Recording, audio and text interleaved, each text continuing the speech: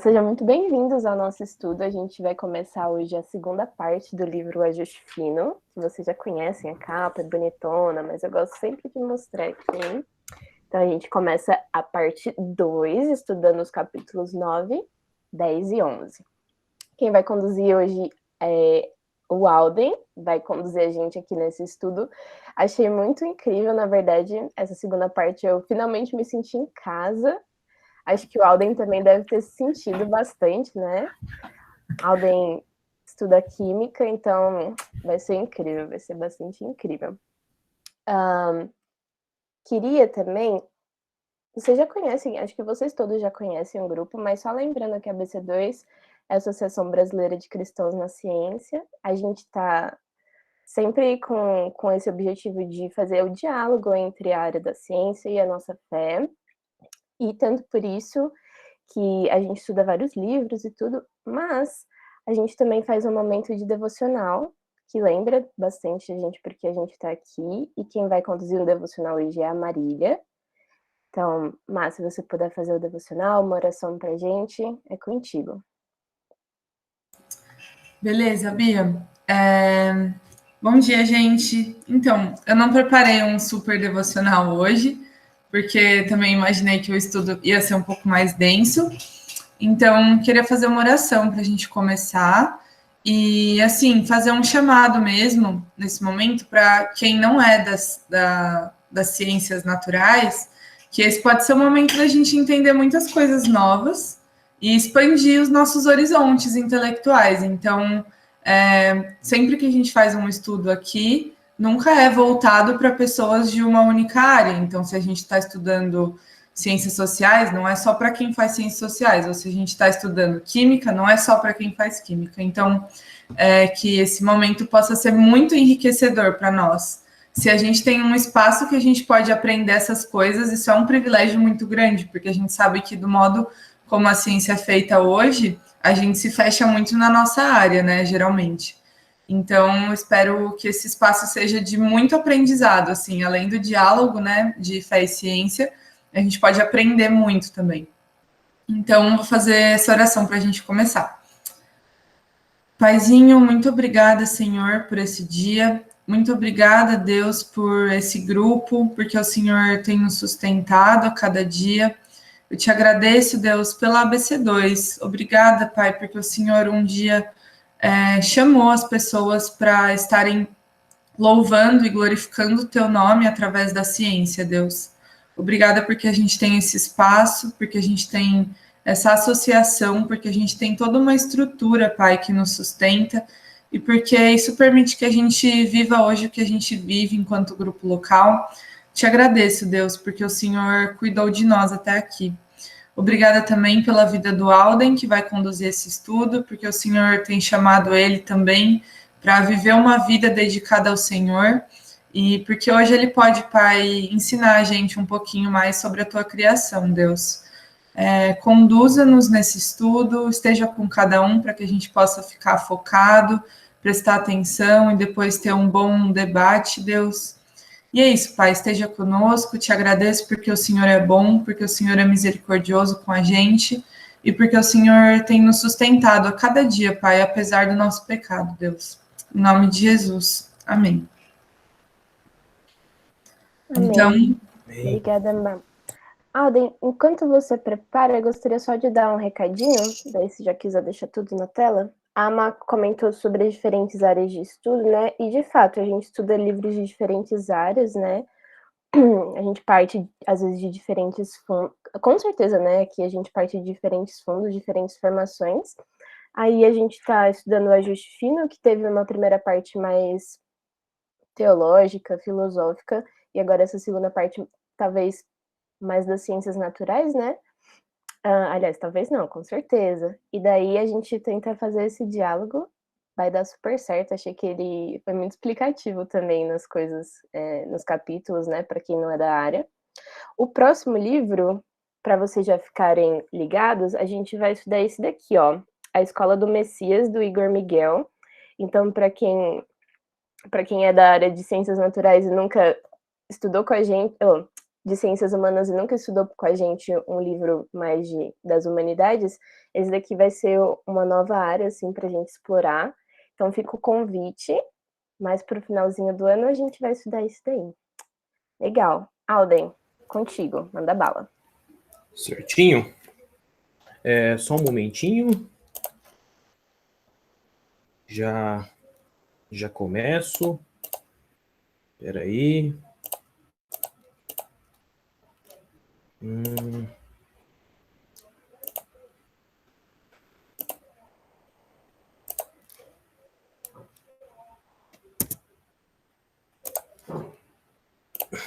Bom, todo mundo me ouvindo certinho?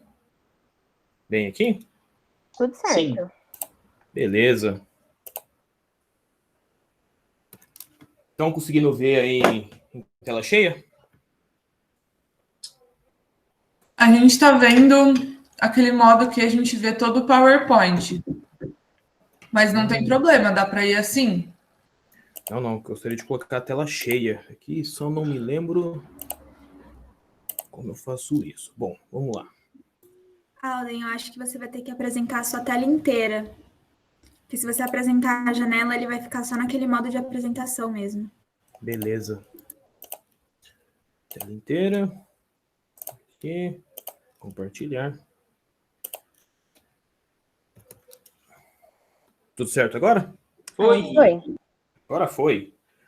Bom, primeiramente gostaria de agradecer pelo convite que foi me feito, para eu estar aqui passando esse estudo para vocês. Acredito que é sempre uma honra estar participando desse grupo. Eu acredito que aqui alguns de vocês, antes de começar, eu gostaria de fazer uma pergunta. Das ciências naturais aqui, além de mim e da Bia, tem mais alguém?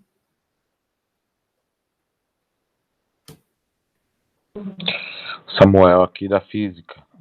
Opa, que bom, temos um físico.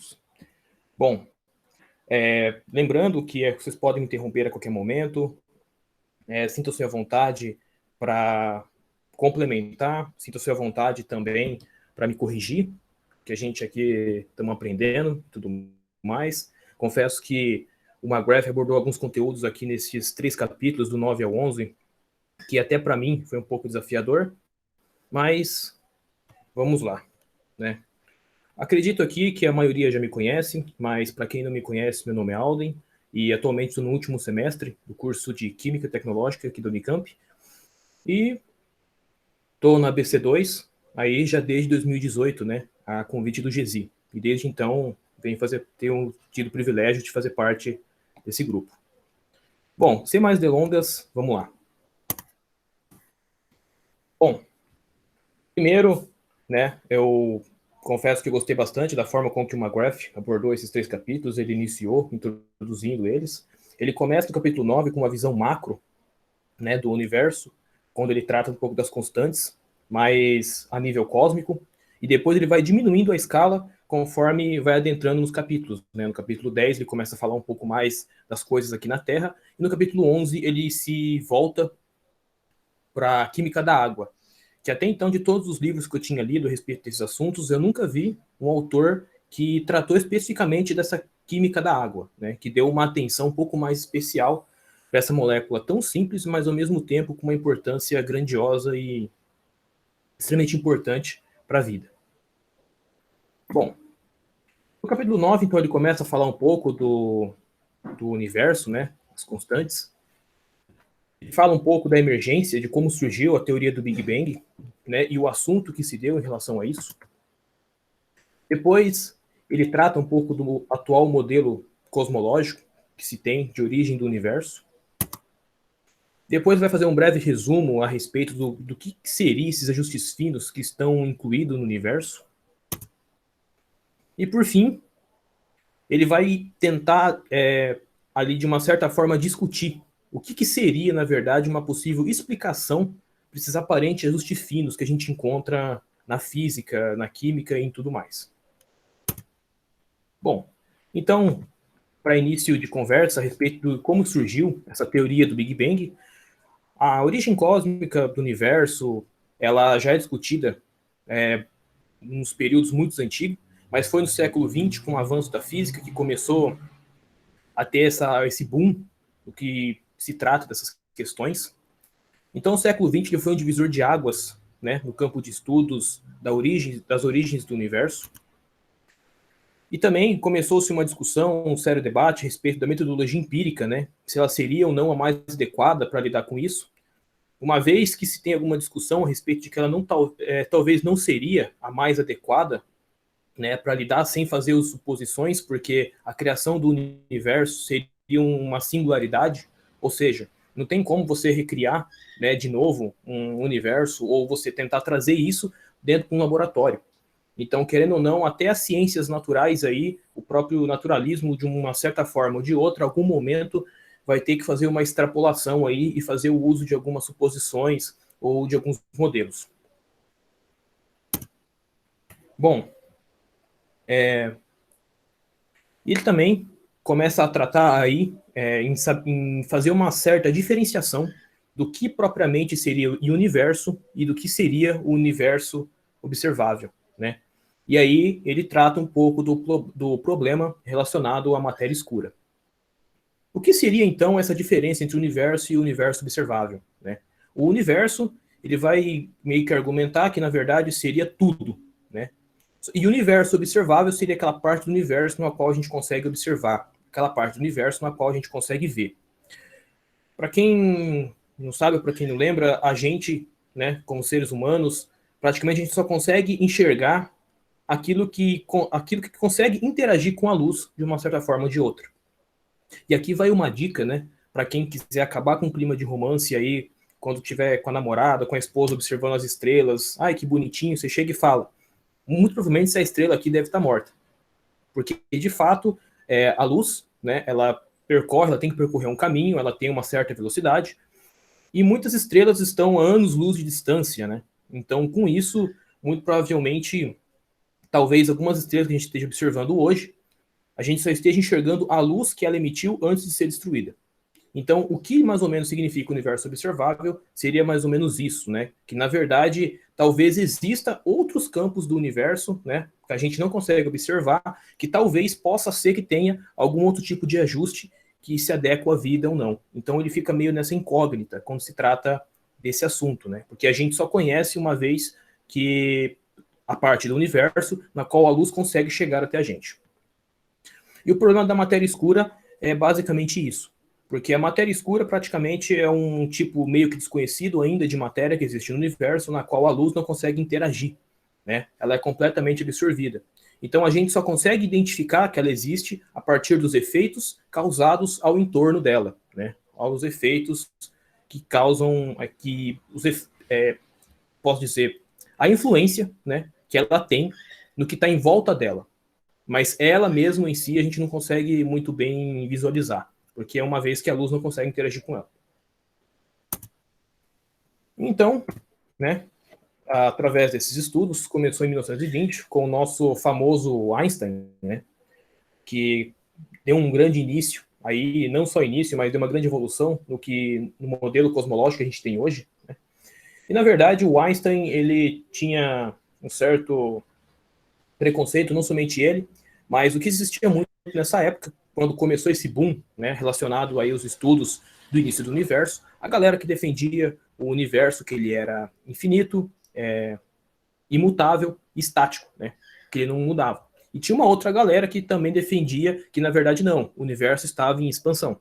E isso foi alvo de diversas tretas, diversos embates que aconteciam naquela época, nos congressos e tudo mais. Inclusive, eu já li alguns relatos que muitos cientistas praticamente queriam sair na porrada com o outro quando realmente começavam essa discussão, né? O universo é estático, não é, o universo está se expandindo e por aí vai.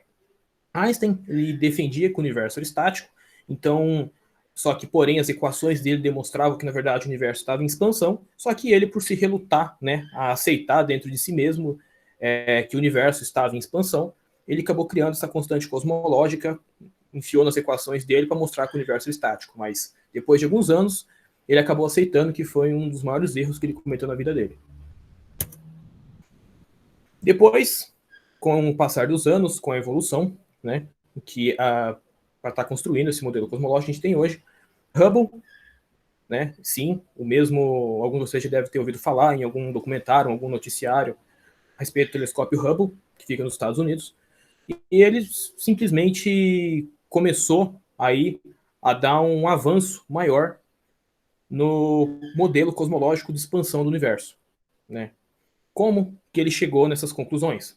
Através da construção do telescópio dele, que na verdade estudava a luz, né, espectrais, né, os espectros da luz aí provenientes de algumas estrelas, ele notou um certo fenômeno chamado redshift. E para quem não sabe o fenômeno redshift, imagina, né, quando um carro de ambulância passa perto de você.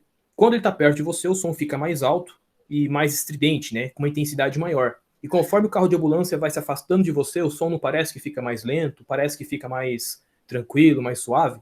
E isso é chamado efeito Doppler, né, que também a luz acontece a mesma coisa, que é o chamado redshift, na qual o comprimento de onda da luz ela começa a adquirir uma energia um pouco menor, né, aí chamado desvio por vermelho.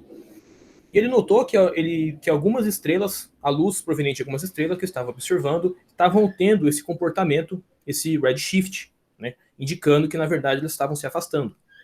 E como já se sabia naquela época que planetas não saíam vagando por aí, que sóis não saíam vagando por aí, então, se os planetas estão parados e eu estou observando esse redshift, esse desvio por vermelho, ou seja, tá havendo uma mudança de lugar dessas estrelas, muito provavelmente, então, o universo que está se expandindo, né? E isso foi um dos grandes saltos aí para a construção do modelo que a gente tem hoje. Bom, por fim, a cartada final, né, que foi praticamente 65, com Arno Penzias e Robert Wilson, que construíram esse trambolho todo, aí que vocês estão vendo na foto. E foi muito engraçado, né, porque o desenvolvimento desses estudos, que eles sempre, quando iam fazer as medidas deles, utilizavam algumas coisas aí, detectava-se um ruído. Né, um ruído chato que provavelmente estava atrapalhando várias medidas. E ficaram bastante tempo, né, com aquilo na cabeça. O que será que pode ser esse ruído? Aí talvez pensaram que fosse interferência de uns pombos que estivesse pousando nessa antena, e talvez o micro-ondas da faculdade, enfim, ficaram um tempão aí tentando ver de onde estava vindo esse ruído no equipamento deles, e por fim, na verdade, detectaram que se tratava, na verdade, da captação de radiação cósmica de fundo, né, provavelmente oriunda da movimentação de fótons, vindas aí de um Big Bang, talvez no início do universo. Né? Então, através dessa radiação cósmica de fundo detectada no universo, que foi esses estudos, que foi muito mais aprofundado, acabaram sendo a cartada final para a comunidade científica e aí poder aceitar que, na verdade, realmente o modelo do universo em expansão seria o mais adequado. Bom, e depois de muita discussão, muita treta, muitos estudos, se chegou-se nesse modelo, né? Que essa imagem praticamente resume o modelo cosmológico padrão que a gente tem hoje. Então, o primeiro momento dramático da história é denominado Era de Planck, né? Que durante esse intervalo de tempo muito curto, de 5 vezes 10 a menos 44 segundos, isso é muito rápido, uma temperatura extremamente elevada, né? Então deu aquele start, e que começou o processo de inflação, né, do universo.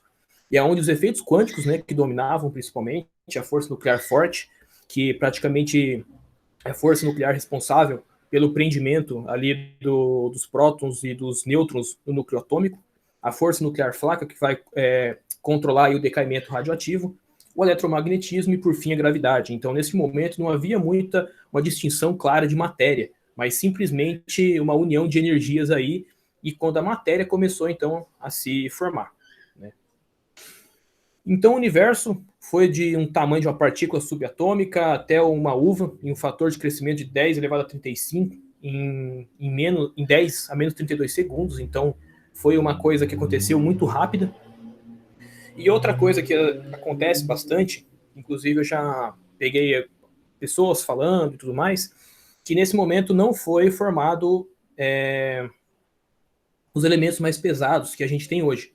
Nesse estado inicial, foi formado praticamente hidrogênio, hélio e lítio somente.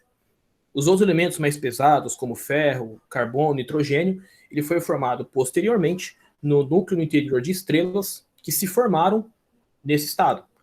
As estrelas, sim, se formaram nesse estado, que são basicamente compostas desses três elementos, porém, os outros elementos mais pesados vieram um pouco depois aí com as reações de fusão nuclear e a expulsão deles, a ejeção deles através do espaço. Bom, antes de a gente adentrar um pouco mais, eu quero dar uma breve revisão aí a respeito do átomo, do que na verdade é esse átomo, que todo mundo fala e tudo mais. Para quem não lembra das aulas do ensino médio aí, tudo bem que esse modelo atômico aqui, ele é bem simples, né? Hoje em dia o modelo atômico ele é bem mais elaborado, é bem diferente desse daqui, mas para fim didático do objetivo de hoje, eu acho que a gente consegue claramente adentrar e conseguir entender alguns conceitos. Bom, o átomo ele é praticamente constituído de uma parte, que é o núcleo, e por fim os elétrons, né, que ficam ao redor desse núcleo. Nesse núcleo a gente encontra o que a gente chama de partícula subatômica, chamado próton, e os nêutrons. Né? Os prótons têm carga positiva e os nêutrons não têm carga nenhuma. E os elétrons, que têm a carga negativa, que ficam circundando eles aí. A diferença de um elemento químico para o outro, do carbono para o nitrogênio, para o oxigênio, ele fica basicamente restrito aí ao número atômico, certo? O número atômico que ele é, na verdade, igual ao número de prótons. Então, o que vai definir a diferença de um elemento para o outro é o número de prótons que contém nesse núcleo. E carga positiva atrai carga negativa. Na física, pelo menos, é assim. Então, todo esse conjunto, todas essas estruturas aí, né, vão se unir para formar as moléculas, né, ou compostos iônicos, enfim, de jeito que preferir. E essas moléculas, enfim, vão formar todo o universo, tudo que a gente consegue identificar como matéria. Bom, e afinal de contas, o que isso tem a ver? Bom, e aí ele começa a explicar um pouco, né? Confesso aqui que algumas explicações, alguns ajustes finos que ele trata aqui, realmente até eu não consegui entender direito, né? São coisas bem complexas que, se por acaso alguém aqui da física ou que saiba um pouco mais, se quiser também abrir o microfone, fica à vontade para complementar. A força, primeira, um resumo que ele dá, né? A razão da força eletromagnética em relação à força da gravidade entre dois prótons, né, que está relacionado com a potência que mantém os átomos juntos, dividida pela força entre eles. Se esta fosse levemente menor que o observado, apenas um universo em miniatura de curta duração poderia existir. Nenhuma criatura poderia ter uma estatura maior que um inseto, e não haveria tempo necessário para a evolução biológica. O objetivo meu em trazer esse resumo aqui, não precisa fritar a cabeça de vocês com isso, é simplesmente mostrar para vocês que os ajustes finos, de uma certa forma, eles existem, né? É simplesmente isso. Bom, vamos para o 2. A força nuclear forte que define quão firmemente o núcleo atômico se une. Essa força que possui um valor de 0,07, controla o poder do Sol e mais sensivelmente como as estrelas transmutam o hidrogênio em todos os átomos da tabela periódica. Se ela fosse de 0,06 ou 0,08, nós não existiríamos, né? Então aí seria mais um fator, que na verdade, sim, tudo as forças que a gente encontra, desde o nível atômico até o nível macro, possui um certo ajuste. A quantidade de matéria no universo, incluindo a matéria e energia escura, sua razão entre a gravidade e a expansão, fosse diferente do atual, o universo colapsaria muito tempo atrás. Se ela fosse baixa demais, nenhuma galáxia teria se formado. A velocidade de expansão inicial parece ter sido finamente ajustada. Se a repulsão cósmica fosse um valor diferente do atual observado, a evolução cósmica teria sido sufocada, impedindo a formação de galáxias. A razão da força de ligação gravitacional de energia de massa de repouso é de fundamental importância para determinar a textura do universo. Se esse Q fosse ainda menor, o universo teria inerte e desestruturado. Se Q fosse muito maior, ele seria um lugar violento, dominado por vastos buracos negros, na qual nenhuma estrela ou sistema solar poderia sobreviver. Caso o universo, nosso universo, tivesse mais de 3 dimensões, provavelmente a vida não poderia existir. E aí tem, né? A gente tem largura, altura e profundidade. E eu já vi muitas discussões a respeito de como seria um universo com 2 dimensões. Inclusive, eu vi muitos memes e muitos vídeos em relação a isso, e seria bem bizarro. Inclusive, até engraçado, e recomendo vocês dar uma procurada aí.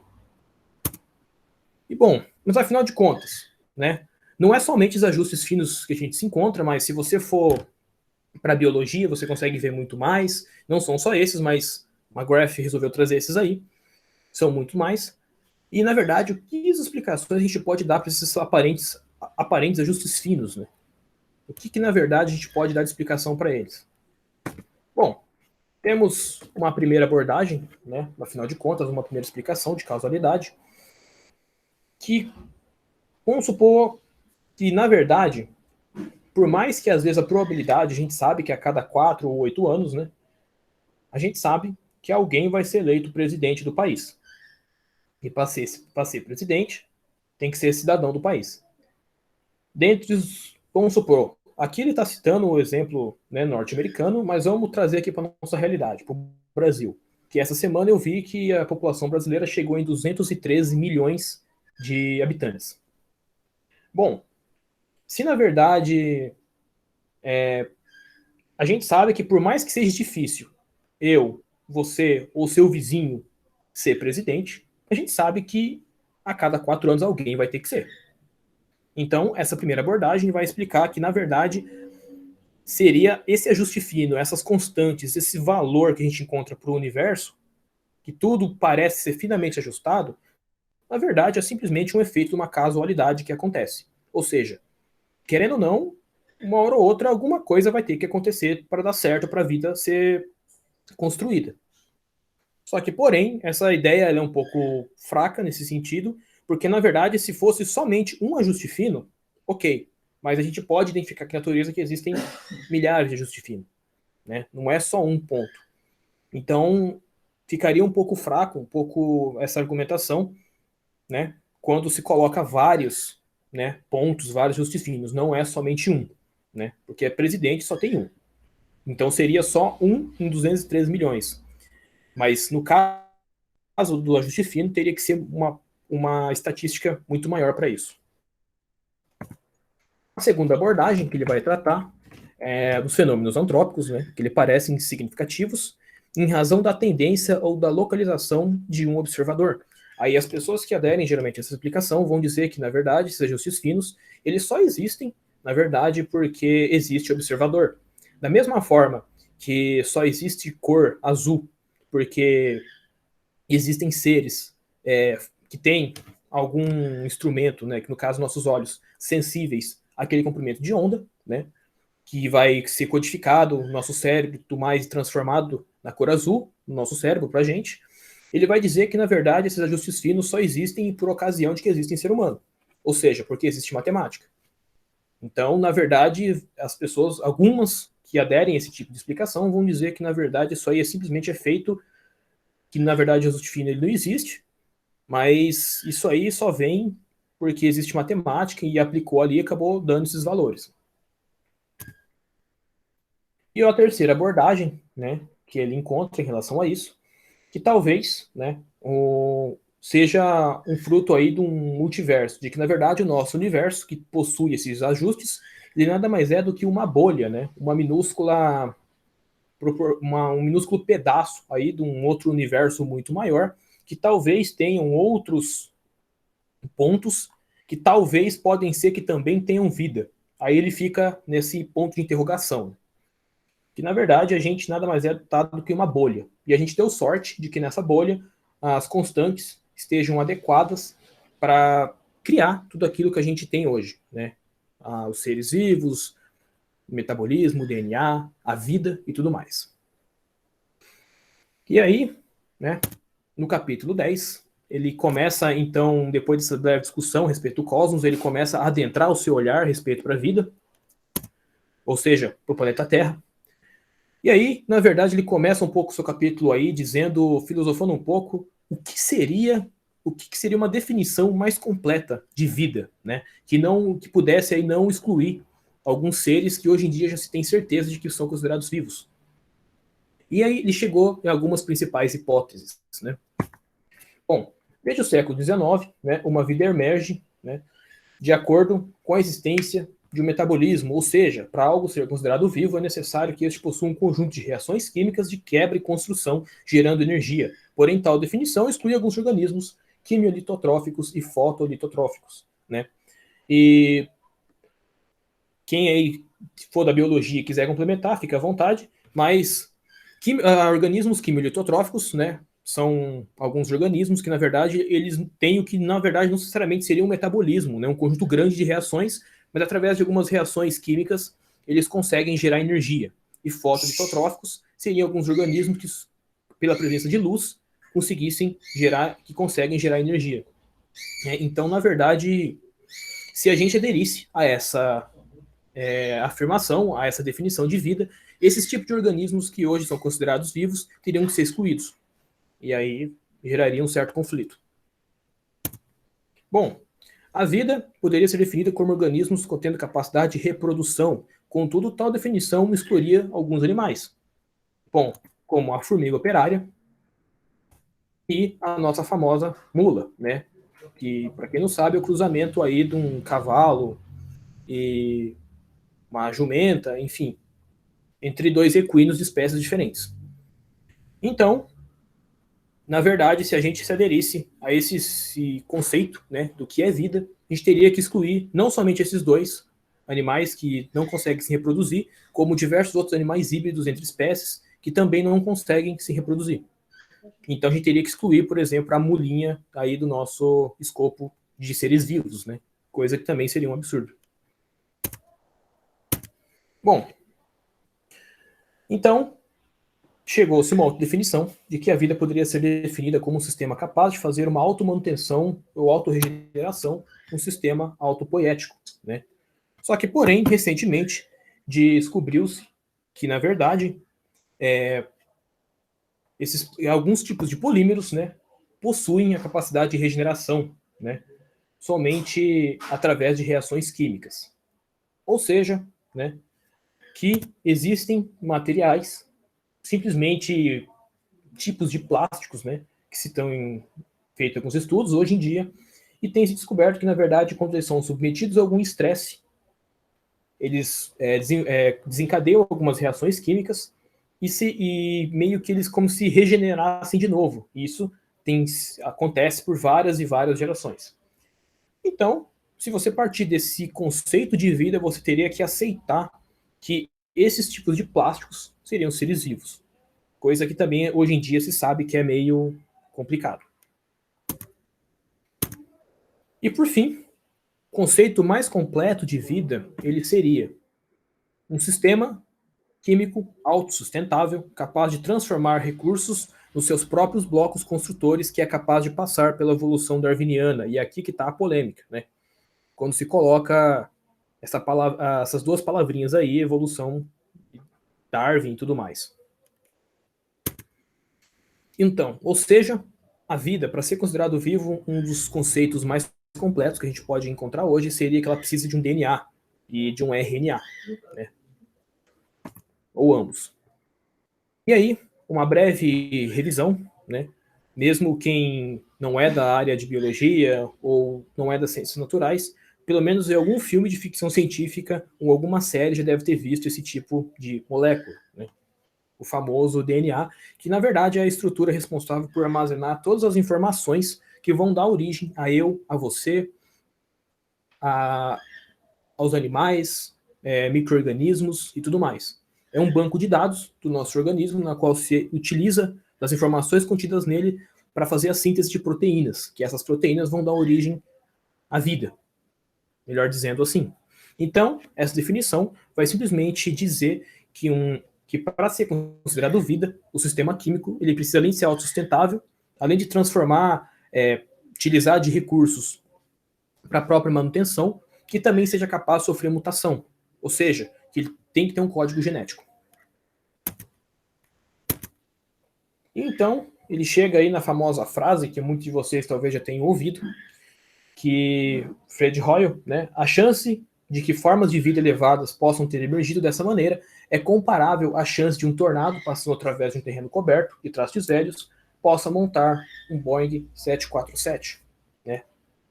Só que, porém, né, Essa frase talvez ela seja adequada quando se trata de uma máquina ou se trata de um objeto, mas quando se vai para o mundo bioquímico, na qual os constituintes principais, os elementos deles, que são carbono, oxigênio e nitrogênio, a situação é diferente, né? A conversa é outra. Então, na verdade, sim, essa é capaz, o mundo bioquímico ele é capaz de se auto-organizar também. Então, como já é provado, né? Essa frase ela pode não fazer muito sentido quando se vai para o estudo da vida. Então, a magia do mundo bioquímico, né, o que torna o mundo bioquímico diferente, né, de um Boeing 747, é que praticamente a maioria dos constituintes, né, do mundo bioquímico, os átomos que constituem, eles possuem propriedades diferentes, né, por exemplo, de um átomo de ferro ou de um outro tipo de metal. E é isso que dá a maravilha do mundo da vida, que faz com que ela exista. Bom, e aí, né, o mundo bioquímico, que ele é baseado principalmente no carbono, nitrogênio e no oxigênio. Esses elementos, eles, como todos os restantes da tabela periódica, praticamente, foram constituídos no interior de estrelas, né, através do processo que a gente chama de fusão nuclear, né? E são reações, né, parecidas, na verdade, semelhantes a essa, que ocorrem naquelas famosas bombas de hidrogênio, que alguns de vocês já devem ter ouvido falar aí, que causam um poder de destruição terrível, né? São basicamente aquilo, né, que são responsáveis pela nucleossíntese, e esse tipo de reação acontece no interior de estrelas, né, como o Sol, por exemplo. É um processo que ocorre a uma temperatura altíssima, né, e que, na verdade, né, como eu disse anteriormente, que os elementos químicos são classificados diferentes de um para outro, de acordo com o número atômico, né, o número de prótons que existe no seu núcleo, e o átomo de hélio, né, que possui 2 prótons, no interior de uma estrela a essa altíssima temperatura, ele vai juntar com outro átomo de hélio, que também tem 2 prótons, que vai formar o átomo de berílio. O átomo de berílio, né, que tem número atômico 4, se junta com outro de hélio e forma o carbono. E o carbono junta com outro átomo de hélio e forma o oxigênio. E aqui, né, e cada processo, cada nucleossíntese, né, aparentemente aqui a gente pode olhar e ver que na verdade parece simples, né, olhando aqui só esses símbolos, esses numerinhos acontecendo, mas na verdade isso aí é uma reação extremamente complexa e extremamente difícil de acontecer, por isso que só acontece praticamente no interior de estrelas, né, que demanda uma energia muito alta para que elas ocorram e ao mesmo tempo uma liberação de energia também muito grande ocorre. E essa diferença de energia que acontece na formação do carbono, de formação do oxigênio, são praticamente responsáveis, né, pela proporção, né, e nas propriedades tão peculiares desses átomos, não somente do carbono, nitrogênio, oxigênio, como o fósforo, dentre muitos outros que existem, em grande parte, que foram responsáveis pelo início da vida, que foram justamente os elementos que essa diferença de energia que deu possibilidade desses elementos serem formados, e fizeram com que eles formassem na proporção correta, né?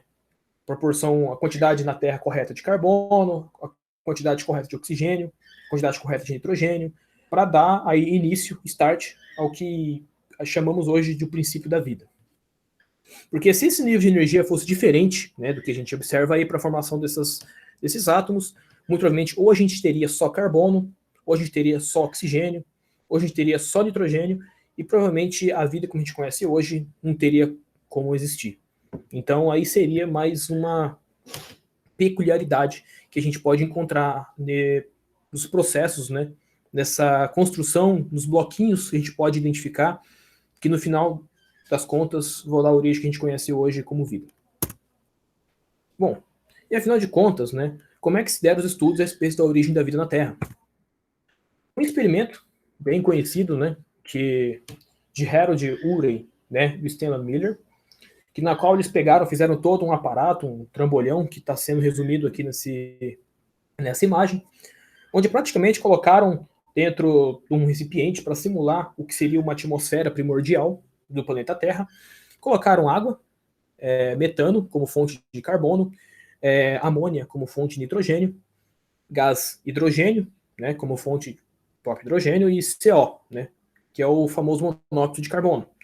Então misturaram todos esses gases, fizeram uma condição lá, fizeram uma reação colocaram descargas elétricas que provavelmente imitariam, né, raios que talvez existissem numa Terra, numa atmosfera primitiva, bem difícil aí. Então, né, depois de algum tempo de reação, né, identificaram que de 10 a 15% de todo o carbono que foi inserido na forma de gás metano e na forma de monóxido, eles, de uma certa forma, se converteram, se formaram sozinhos em compostos orgânicos, né? E 2% do carbono tinha formado aminoácidos. E aminoácidos, para quem não sabe, ele é um dos constituintes, né, da proteína, né, que a proteína, na verdade, constitui do que a gente pode encontrar aí de seres vivos.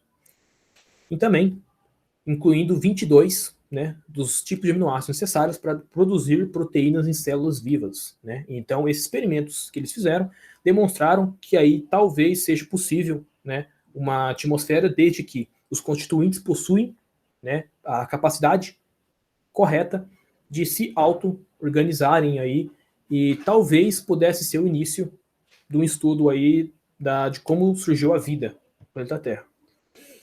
Produzir químicos probióticos, né, é apenas um estágio na emergência da vida. Ir de uma bactéria até uma pessoa é menos do que um passo se comparado a ir de uma mistura de aminoácidos até uma bactéria. Então, eles também reconheciam que, na verdade, esse processo que levou à produção desses aminoácidos, né, e transformar depois esses aminoácidos em DNA, em célula, e célula para ser vivo, realmente é um processo, assim, que ainda é um pouco desconhecido pela ciência, né? Que ainda, pelo menos até ontem, eu não tinha ouvido nada a respeito que pudesse algum estudo que realmente comprovou que, na verdade, esses conjuntos de aminoácidos transformou numa célula. É um processo bem complexo, né? Não que ele não tenha existido, mas, assim, é um passo muito, muito grande, né? E, por fim, né, isso aqui só relembrando, né, o nosso DNA, que aqueles conjuntos de aminoácidos, eles formam, né, eles poderiam formar aí o DNA. São moléculas primordiais, né, que deram origem ao primeiro ao RNA, que assumiu o papel principal da catálise de importantes reações que deram origem ao DNA. E todo o sistema bioquímico com a capacidade de evoluir. Então, aqueles aminoácidos formaram o RNA, e o RNA, por si próprio, depois, através de processos, deu origem aí ao nosso DNA. E assim que o DNA surgiu, inúmeros papéis do RNA ficaram redundantes, dando protagonismo, né, ao DNA. E com a formação do DNA, juntamente com os aglomerados proteicos, possivelmente foi o start, né, para a evolução biológica acontecer. No entanto, ainda existe bastante especulação de como a primeira célula surgiu. Então, o surgimento da primeira célula ainda ele continua sendo algo obscuro, ainda, né?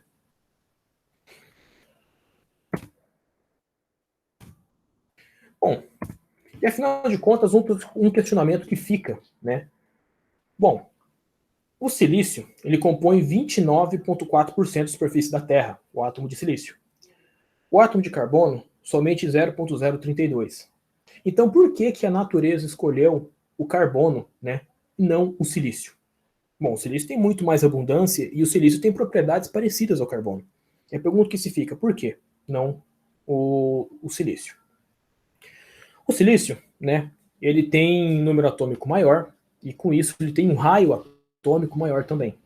E com isso dificulta a formação de ligações em cadeia, né, porque a estrutura, né, o alicerce da vida, tanto do DNA como de quase todos os componentes que a gente encontra nos organismos vivos, sempre vai ter moléculas de carbono que têm a ligação em cadeia, né, que são praticamente o pilar da vida. E o carbono, quando ele forma ligações em cadeia, ou seja, um carbono ao outro átomo de carbono, que liga outro a outro e assim sucessivamente, possui uma estabilidade muito maior, né, do que o silício para fazer esse tipo de ligação, que é intrínseca à vida. Então, o silício, por ter esse tamanho maior, ele acaba formando essas ligações um tanto fracas, né? Ele tem essa propriedade, não tem essa capacidade que o carbono tem de fazer isso. Inclusive, para ele se ligar a outros átomos se torna um pouco mais complicado, um pouco mais difícil. O silício, ele também não tem uma propriedade tão interessante que o carbono tem, que é de formar ligações duplas e triplas, né? O carbono tem essa propriedade de formar ligações duplas e triplas, mas o silício não, né? Que leva aí a um fenômeno, né, bastante importante no que se trata de constituinte químico da vida, que também são os efeitos de ressonância, né? Que o átomo de carbono tem a propriedade de fazer, alguns casos, né, o átomo de nitrogênio também, mas o silício ele fica um pouco difícil aí quando se trata desse assunto, e que é uma propriedade muito boa aí que tem que existir para a gente ter as vidas que a gente conhece hoje. E outro ponto também é o dióxido de carbono, né, que também atua no metabolismo dos seres vivos. Ele é um gás solúvel em água, né? Contudo, o dióxido de silício, ele já é um sólido insolúvel. Inclusive na empresa onde eu trabalho, eu de vez em quando eu mexo um pouco com dióxido de silício, que é a famosa diatomita. E ele é um sólido pó branco que não dissolve em água de jeito nenhum. Inclusive a gente usa ele para fazer filtração. Já o dióxido de carbono, ele tem a propriedade de ser solúvel em água. Então, por ele ser solúvel em água, ele consegue participar do metabolismo da vida. Já o dióxido de silício já se torna um pouco mais difícil. Bom, outra molécula importante que a gente encontra, que é um dos fundamentais, principalmente na constituição do DNA e do RNA, é o fosfatos, né, os grupos fosfatos. Eles são moléculas que estão presentes nas principais vias de produção de energia do metabolismo dos seres vivos, sendo o principal agente transferidor de energia. O DNA e o RNA contêm purinas, né, e pirimidinas ligados por grupos fosfatos, então eles atuam aí como sendo uma própria espinha dorsal para o DNA e para o RNA, para a estrutura dele. Ele exerce um papel-chave, né, na biossíntese, visto no ciclo de Calvin, uma via glicolítica para a síntese de ribulose e outros açúcares, então o metabolismo no nosso corpo humano. E também ele é um cofator essencial no transporte de elétrons, né, e na redução de reações.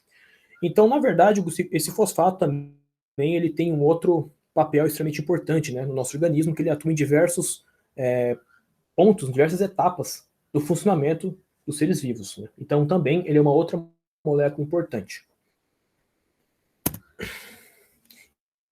E por fim, no último capítulo, né, ele vai falar um pouco da curiosa química da água, né, que é uma molécula bem pequena, uma molécula relativamente simples, mas que, quando comparada com outras moléculas do mesmo grupo, que tenha o mesmo formato, que tenha a mesma carinha, ela é um outlier. Ela tem umas propriedades bem diferentes, né, do grupo dela. Ela é literalmente fora da caixinha. Na verdade, a própria característica maravilhosa da água começa aí, principalmente a partir da existência de líquidos, né? O próprio universo, né, a própria natureza, seria um pouco inimiga aí dos líquidos, né? Uma vez que sistemas gasosos, né, e sólidos, em muitos casos, podem ser mais estáveis. Contudo, a existência dos líquidos aí já é um bom princípio disso. E a água entra nesse assunto. Através de forças de Van der Waals, que os líquidos existem, né? Essas forças de Van der Waals nada mais são interações que acontecem entre moléculas polares, né? Essas interações dão a possibilidade dessas moléculas, de uma certa forma, ficarem unidas num certo grau, de que não as torna sólidas e, ao mesmo tempo, mantém uma força suficiente, né, para que elas não se tornem gás. Então fica nesse meio termo aí entre um sólido e um gás, e a gente encontra um líquido que são extremamente importantes hoje em dia para a existência de vida.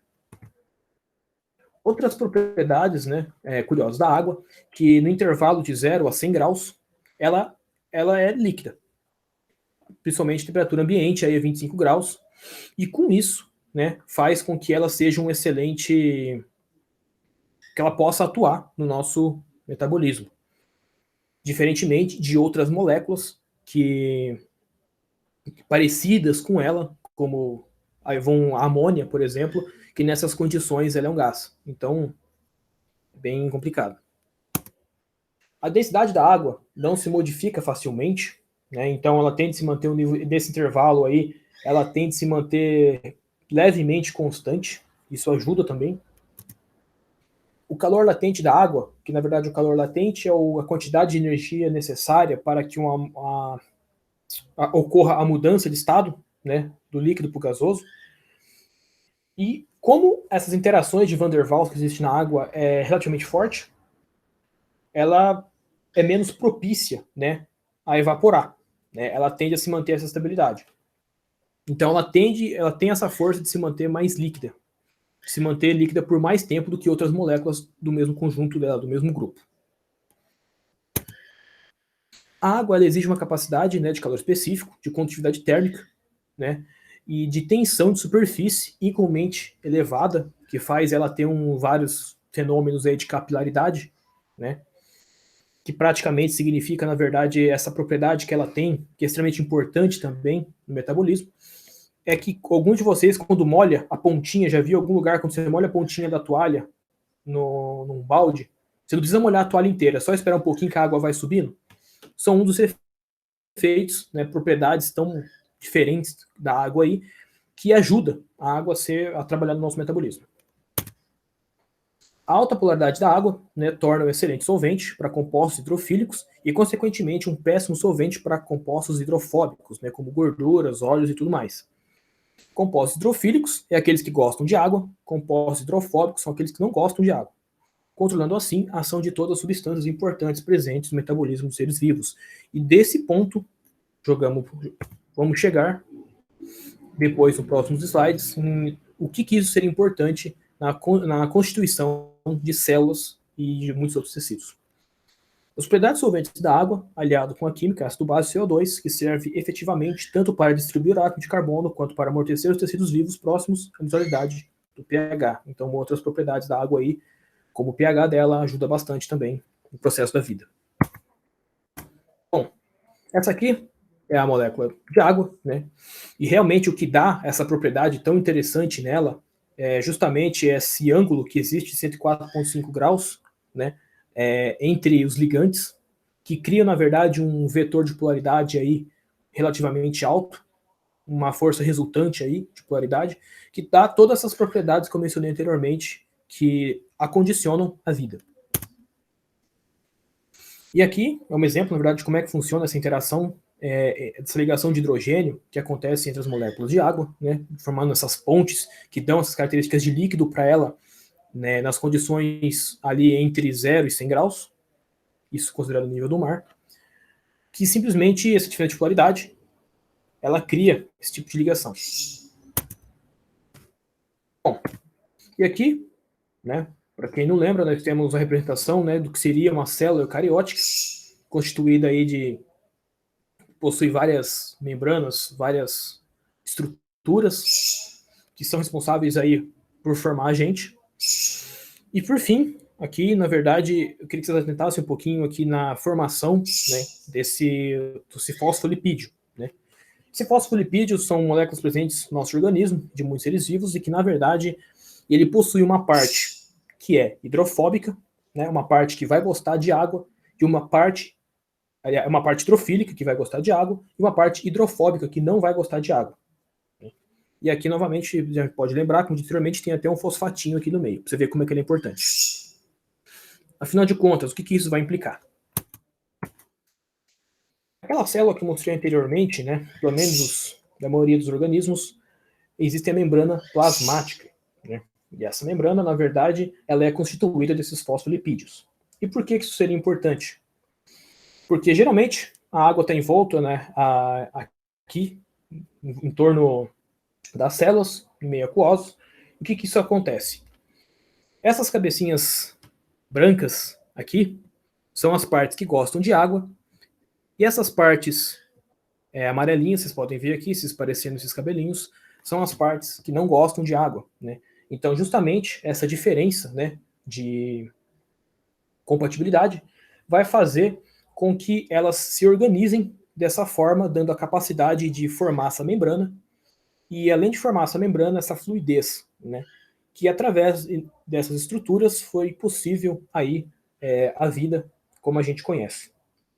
Então, o papel da água, justamente essa polarização da água, essas propriedades dela, que foi capaz de fazer com que esses fosfolipídios se organizassem e formassem estruturas semelhantes a essa que estão presentes em células, membranas e muitas outras estruturas aí dos organismos vivos. E afinal de contas, né, a água, essa coisa tão maravilhosa, como é que ela foi surgir aqui na Terra? Não se sabe, na verdade, né, que se tem algumas especulações, mas não se tem certeza, que a melhor explicação para a origem da água ela é oriunda de fontes extraterrestres, né? Porque uma vez que, depois de analisados alguns fragmentos de cometas, não do cometa Halley, mas alguns se identificou aí através de outros métodos, que na verdade alguns cometas, como esses aqui, o Halley, o Hyakutake e o Halley-Bopp, eles demonstraram ter aí uma certa quantidade de molécula de água. Então, na verdade, talvez pudesse ser oriunda aí a água que a gente tem hoje na Terra, oriunda de um bombardeio de meteoros durante um longo período de tempo, né? Só que essas águas, né, a maioria delas são baseadas em isótopos de deutério, né, e não necessariamente o hidrogênio que a gente tem hoje, né? Mas ainda o ser humano ainda está caminhando nesses estudos, mas no momento não se tem muito certeza em relação aí de como a água surgiu na Terra. Bom, com isso, né, eu finalizo a minha apresentação. Muito obrigado a todos vocês. E eu queria deixar aqui para vocês um dos meus versículos mais favoritos, né, da Bíblia, dos Salmos, que encontra-se em Salmos 19:1. Os céus declaram a glória de Deus e o firmamento anuncia a obra de suas mãos. E é isso, pessoal. Muito obrigado.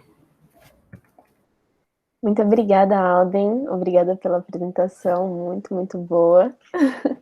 Adorei esses capítulos, na verdade. Gostaria de convidar o pessoal que tiver comentários ou perguntas a fazer, se quiser já ir abrindo o microfone ou falando no chat. O Amadeu já tem uma colocação. Antes de eu deixar você falar, Amadeu, eu vou ficar aqui um pouquinho ainda. Eu estava lendo os capítulos e pensando assim, né? Acho que uma coisa que o McGrath fala, ele bate bastante nessa tecla, né? Ao longo do livro, mas às vezes para quem não tem o livro é legal dar essa relembrada. A gente vê várias propriedades e constantes que são finamente ajustadas, e às vezes a gente tem essa vontadezinha de falar assim, nossa, isso está provando Deus, ó, que legal, Deus existe porque é assim, tá tudo tão bonitinho, Deus existe. E o McGrath lembra a gente que o intuito dele, né, o intuito dessa exposição não é falar que Deus existe porque tudo tá bonito, e isso é uma prova, né, mas que todos esses aspectos do universo ressoam com o que a gente sabe de Deus, com esse aspecto trinitário, né? Senão, se a gente falar, tá tudo bonito, então Deus existe, a gente acaba caindo, às vezes, no argumento meio deísta, na verdade, né? Que não é o nosso propósito aqui. Legal, Amadeu, pode falar. Parei agora. Fica tranquila, é de boa demais, relaxa. Mas, assim, eu primeiro queria falar que eu achei bem da hora mesmo a apresentação, tipo, é uma área completamente alheia ao meu conhecimento, assim, então é muito legal, tipo, poder entender algumas coisas de uma forma colocada com clareza, procurando mesmo comunicar com quem não é da área, então isso é bem legal, cara, obrigado. Muitas coisas começaram a ficar mais claras, e eu gostei muito da escolha das citações que você fez, por exemplo, aquela em que é a distância, né, entre aquelas formações moleculares de uma bactéria é muito maior do que da bactéria para o ser humano, assim, algumas dessas citações que pelo menos elas funcionam como imagens, né, que daí a gente consegue acessar melhor.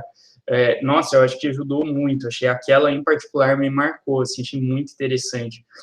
E o que eu ia, assim, colocar de questão, na verdade, eu acho que ia ser meio geral, assim, não sei, porque ela é um pouquinho, acho que toca um pouco mais da física, na verdade, e então, assim, quem manjar dessa área aí também, que eu fiquei curioso em entender, assim, tipo, eu já tinha um interesse prévio com a questão do espaço, que na verdade ele é curvo, né, por causa do Einstein e de outros caras que foram discutindo depois, de que o nosso espaço que a gente habita, ele tem uma curvatura, ele não é, tipo, uma coisa retinha, linear, bonitinha, ele é meio torto, sabe?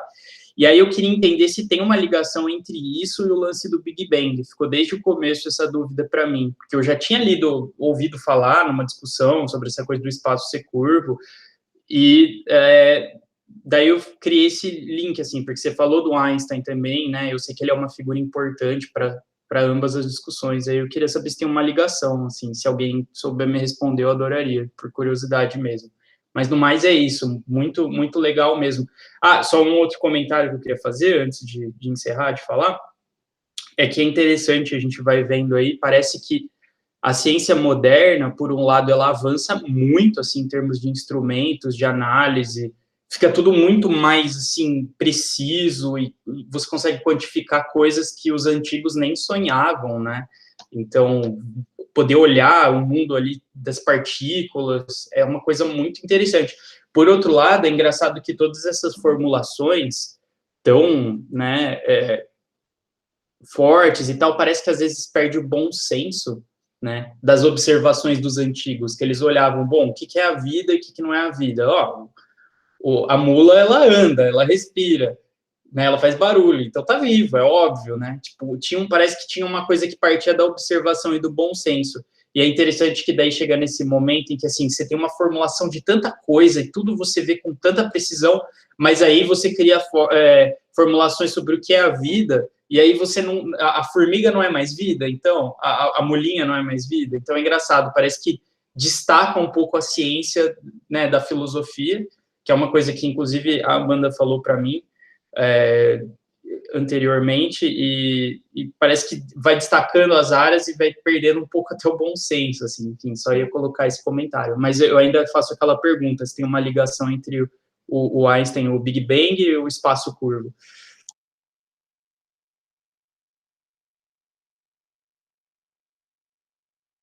Olha, você me pegou, hein, Amadeu? Bom, eu acredito que tenha, né? Mas, assim, eu não gostaria, se tiver algum físico aqui que saiba responder, eu agradeceria bastante. Mas eu, propriamente, para não falar besteira, eu prefiro não me arriscar no momento, né? Precisaria estudar um pouco mais. Mas se Tranquilo, acaso eu fiz a pergunta para geral, assim, se alguém souber, porque é mais uma curiosidade mesmo, assim, eu também não faço a mínima ideia. Ah lá, o Samuel levantou a mão. Bom dia a todos. Viu, Amadeu? Sim, tem essa relação, né? Eu acho que o Aldo explicou bem aí que o que acontece nas equações de Einstein, né? Quando ele já estava terminando a gravitação universal, a teoria da gravitação universal, ele foi obrigado a colocar uma constante porque ele não acreditava que de fato o espaço era curvo, né? E ele acreditava que não era. E depois ele chegou-se à conclusão que o espaço era curvo, e essa curvatura que gera essa expansão do universo, né? A ideia de expansão exatamente vem dessa curvatura.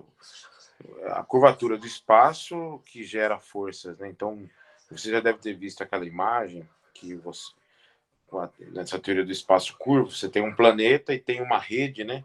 Como se o planeta tivesse apoiado naquela rede, né, e gerando ali uma curvatura, né? Ali naquela região há um campo, né, gravitacional, e tudo que passa ali é influenciado por aquela, eles chamam de curvatura do espaço, né? É difícil abstrair isso, mas é pensar um pouco isso, né? Por exemplo, pensando na questão das constantes, a Lua, ela está presa na curvatura do espaço da Terra, né? Pensando um pouco nisso. E existem duas forças, né? Uma força que está empurrando a Lua para fora, que é a força centrífuga, né? Existe uma força centrípeta que está segurando a Lua, que é esse campo gravitacional.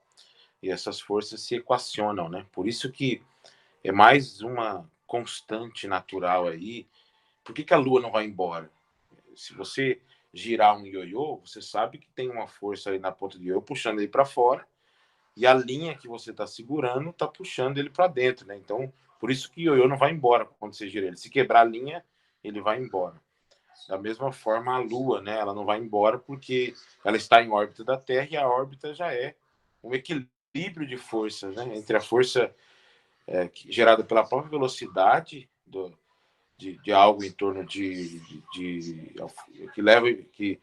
algo em torno de um raio, né? Tudo que está girando em torno do raio tem uma força que puxa para fora, e a força gravitacional, no caso, puxa para o centro, né? Acho que é um pouco disso, essa ideia do espaço curvo, e a ideia de que o universo está expandindo exatamente para o espaço ser dessa forma, né?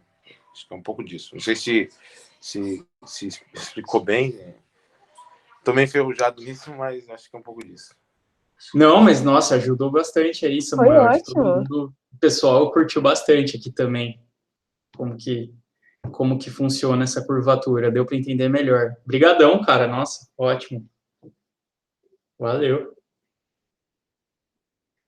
Perfeito. Obrigada, Samuel. O Félix levantou a mão? Não é para responder não, tá? Por favor. Depois dessa. Não, eu queria agradecer o Alden aí pela exposição. Achei que foi muito bom. Eu me senti bastante compelido a comentar também o que o Amadeu falou com relação que, assim, a gente, como cristãos, acho que o papel da fé... A ciência não... Eu acho que realmente a ciência não tem muito que ficar indo nessa de bom senso, porque a ciência sempre fez descobertas que quebraram, né, o bom senso.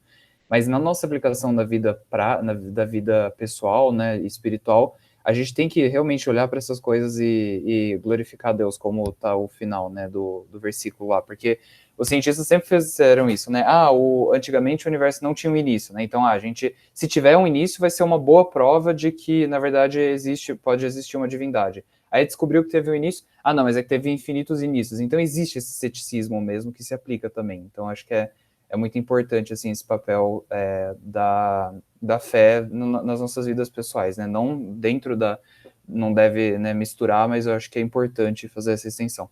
Mas eu queria fazer uma pergunta, também um pouquinho cabeluda, assim, mas é para os biólogos e químicos aí, daquele experimento de Urey Miller, que eu estava vendo uma vez um cientista que ele defendia a teoria do universo jovem, né? Do criacionismo de universo de terra jovem, e ele falou que o experimento de Urey Miller não produziu os mesmos resultados caso naqueles compostos tivesse oxigênio.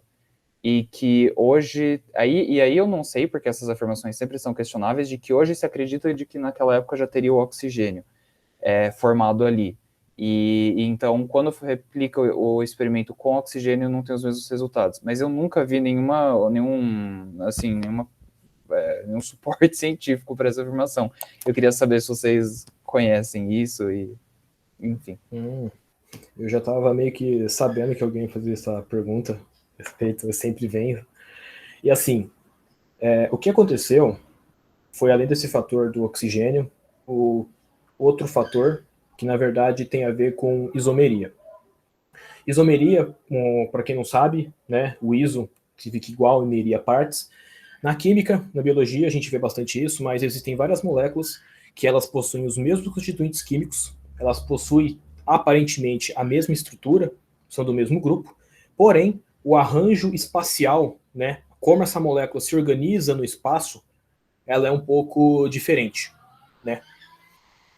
Para fazer um exercício simples, né, a gente pode usar a própria mão. Nossas duas mãos mesmo são um exemplo que a gente pode encontrar de isomeria. Tenta sobrepor uma mão em cima da outra sem girar. Não gira a sua mão, tenta sobrepor uma em cima da outra. Você não vai fazer com que todos os seus dedos fiquem exatamente em cima do outro, né?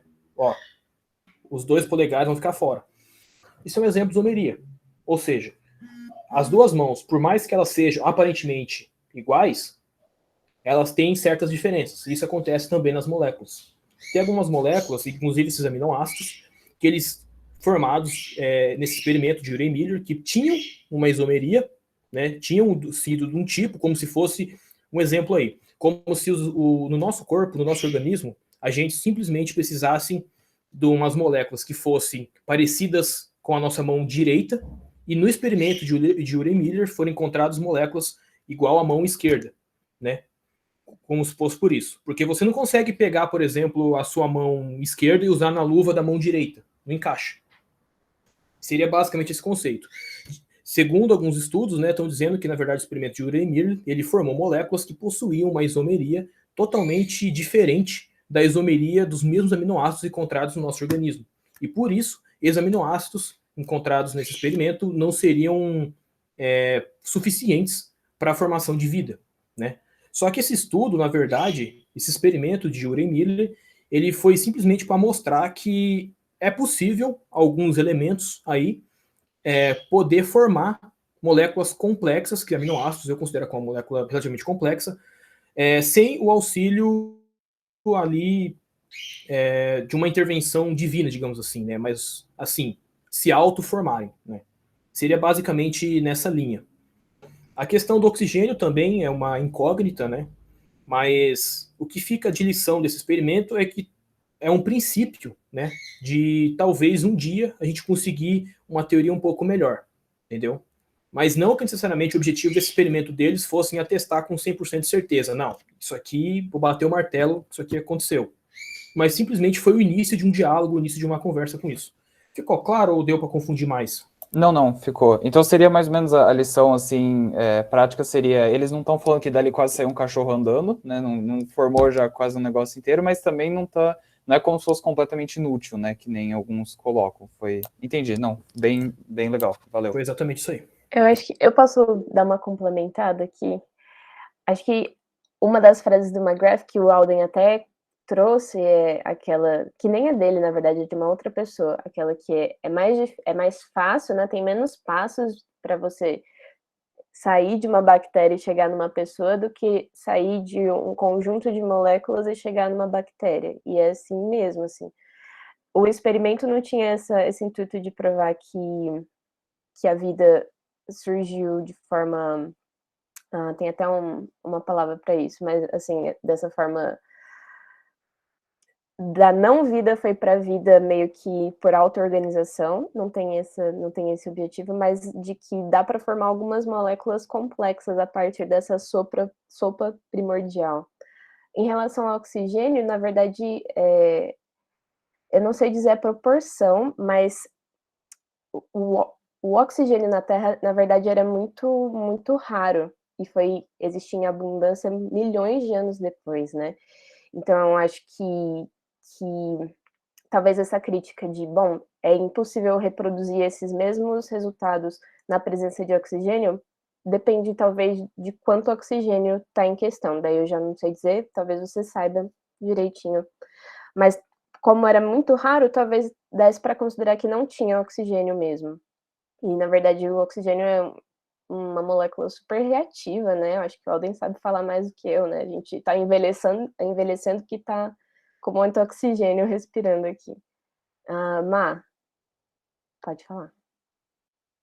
É melhor, então, a gente tirar o oxigênio para parar de envelhecer? Mas aí a gente morre, né? Sim. Nossa, gente, quanta coisa. Primeiro eu agradecer, valeu, Alden, porque você tornou isso possível para a gente entender, e acho que esse é um esforço muito grande, assim, de se fazer entendível, né, para quem não está a par do debate, então obrigada.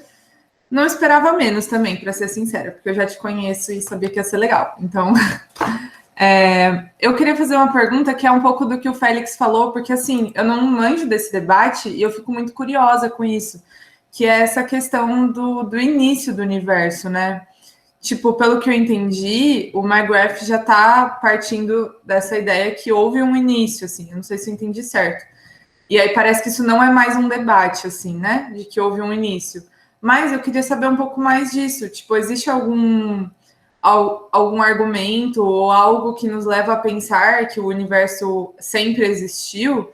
Tipo, isso me deixa bem curiosa, porque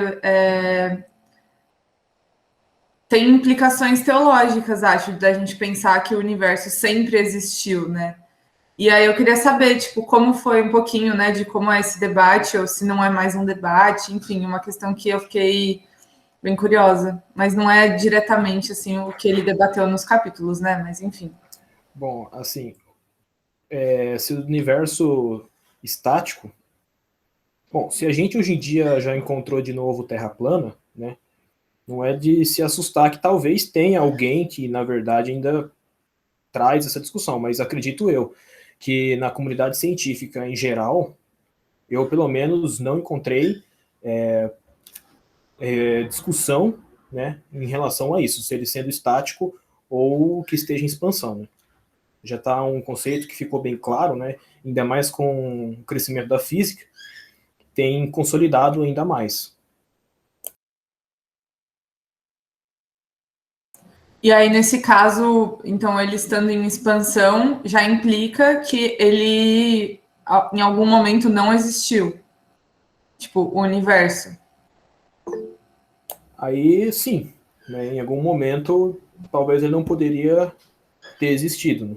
Se for partir desse pressuposto. Se ele está expandindo, a ideia é meio essa, né? Se ele está expandindo, ele veio de algum lugar. Se você retroceder, ele veio daquele ponto inicial. O que tem, hoje em dia, é a teoria dos ciclos infinitos oscilantes de universos, que vários universos já existiram, que expandiram e colapsaram sobre si mesmos, né? E aí foram gerando vários Big Bangs. Então tem gente que defende, e até explica o princípio antrópico por isso, de que já existiram vários universos que não deram certo e colapsaram sobre si mesmos. Então, existe, não que o nosso universo sempre existiu de forma estática, não é uma teoria científica aceita, não tem provas, não tem muita forma como defender hoje em dia isso, mas existe essa certa, foi o que eu comentei, né, de que falar do Big Bang justamente tem implicações teóricas, né, que é entra no tema da contingência, né, o universo, ele não é por si só, ele passou a existir em algum ponto. O que o Amadeu comentou aqui, né? Que dizer que há um Big Bang não seria dizer que teve um começo? Acho que era justamente essa minha pergunta, Madi. De entender o que ele estava pressupondo, assim. Eu acho que, assim, talvez, né, talvez a possível confusão que se acha, né, que para minha opinião não tem, mas que algumas pessoas levantam, a questão teológica, relacionado à forma com que você olha e interpreta Gênesis, né? Eu acho que tem tudo a ver em relação a esse assunto, né? Que uns vão defender a literalidade e outros vão defender uma visão um pouco mais figurativa de Gênesis. Aí é um embate um pouco diferente, né? Não muito mais no escopo técnico, seria um pouco mais além.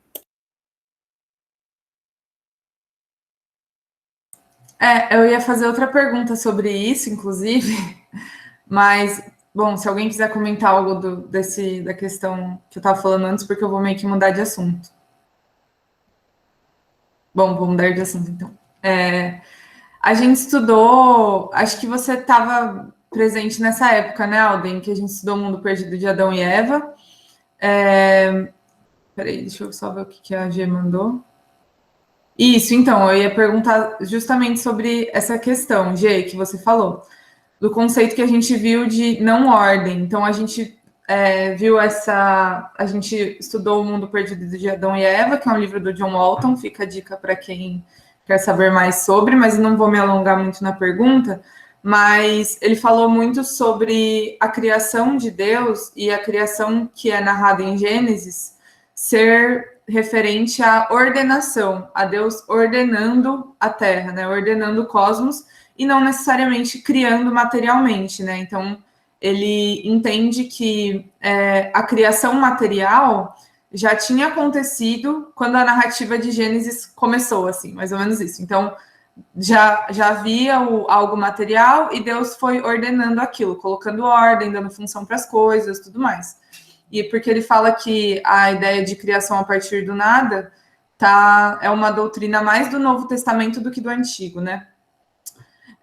Enfim, aí eu queria saber como, sei lá, bem geral, assim, como você está em relação a isso, Alden, tipo, como você casa essas coisas, assim, essa leitura de ordenação do livro de Gênesis, que o John Walton propõe, e essa ideia de todo esse debate de origem da vida, né, tipo, como que a gente pode entender como essas duas coisas casam ou não, e, enfim, o que você pensa em relação a isso? Bem geral mesmo, assim. Faz tempo que a gente não conversa sobre também.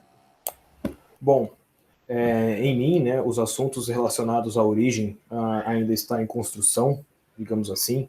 Eu acho que, para mim, sempre vai estar, mas eu, durante muito tempo, eu sempre defendi, né, a literalidade de Gênesis, de uns tempos para cá, que eu comecei a ter contato com outras visões, eu comecei a descobrir um mundo novo, e, de fato, né,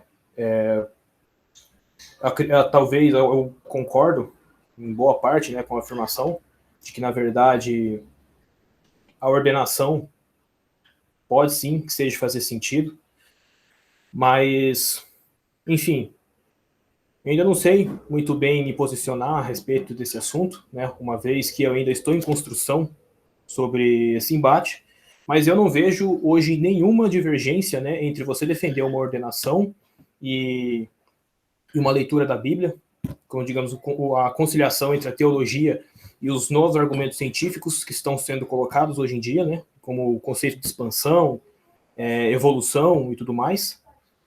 Enfim, eu não sei muito ainda o que se pensar sobre isso, mas ainda estou construindo, né, a minha visão a respeito disso. Mas eu não vejo nenhum conflito, para falar a verdade, entre o que o McGrath traz, entre o que o Joe Alton traz, com a Bíblia, né, como muitas pessoas argumentam.